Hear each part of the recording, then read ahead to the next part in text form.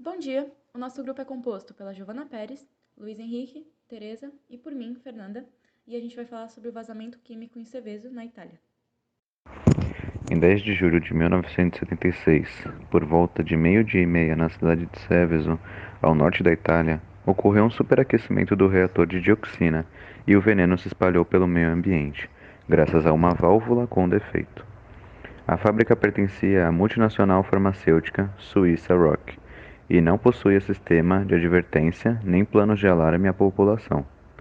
O prefeito local só soube do acidente 27 horas após o ocorrido e não foi informado de que se tratava de um vazamento de dioxina. Para termos uma ideia, 200 gramas de dioxina dissolvidas em água são capazes de provocar a morte de 1 milhão de pessoas. Como efeito do acidente, os pássaros atingidos pela nuvem tóxica começaram a cair do céu e crianças foram hospitalizadas apresentando sintomas como diarreia, enjoos e irritação na pele. O acidente aconteceu durante a produção de um herbicida. Foi às 12h30 de um sábado.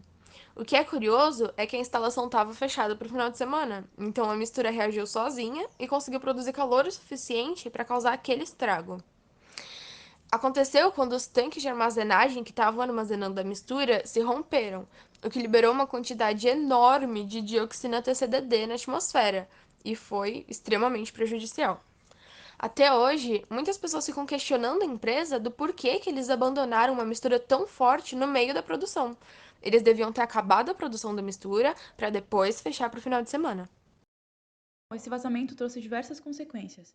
A princípio, toda a vegetação nas proximidades do local morreu imediatamente devido ao contato com o composto.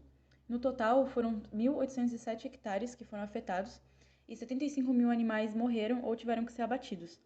A região denominada Zona A, com uma área de 108 hectares, tinha uma concentração muito alta de dioxina, 240 miligramas por metro quadrado. 736 pessoas foram evacuadas da região, sendo que 511 retornaram para suas casas no final de 1977. Mas aquelas que moravam na Zona A perderam as suas residências de forma permanente, em função do nível de contaminação que ainda existia naquela área. Ela teve que permanecer isolada por muitos anos. Toda a vegetação e solo que foram contaminados foram removidos e os prédios e casas tiveram que ser descontaminados. Os custos estimados nessa operação de evacuação e remediação das áreas contaminadas foram de cerca de 10 milhões de dólares.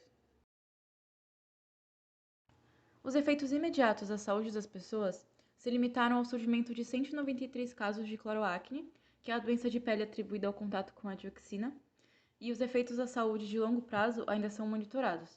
Anos após o acidente, o número de vítimas de doenças cardíacas e vasculares em Seveso aumentou drasticamente. Também aumentou o número de mortes em decorrência de doenças de pele. Os casos de câncer do fígado e da vesícula multiplicaram-se por 10, e as mortes por leucemia duplicaram e triplicaram as ocorrências de tumor cerebral. Também gerou doentes crônicos e bebês com má formação congênita. A Diretiva Seveso é uma diretiva europeia que impõe aos Estados-membros da União Europeia de identificar as zonas industriais apresentando riscos de acidentes graves. A diretiva, instituída no dia 1 de junho de 1982, foi modificada no dia 24 de dezembro de 1996 e alterada pela Diretiva 2003/105/CE do dia 16 de dezembro de 2003. Essa diretiva foi designada assim após a catástrofe de Seveso, que incitou a comunidade europeia a se dotar de uma política comum em matéria de prevenção e de controle de riscos de acidentes industriais graves.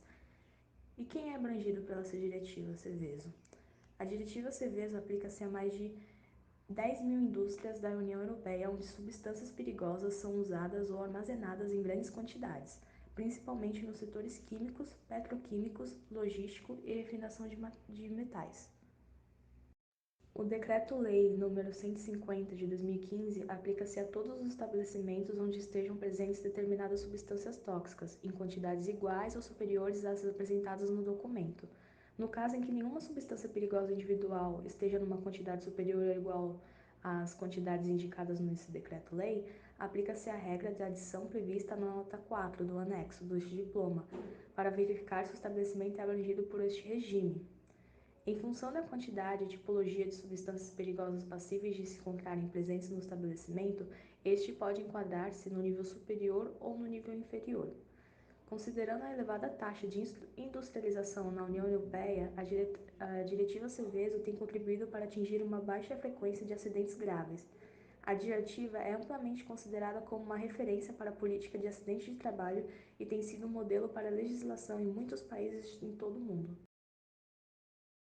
Essas são algumas das nossas referências e obrigada pela atenção.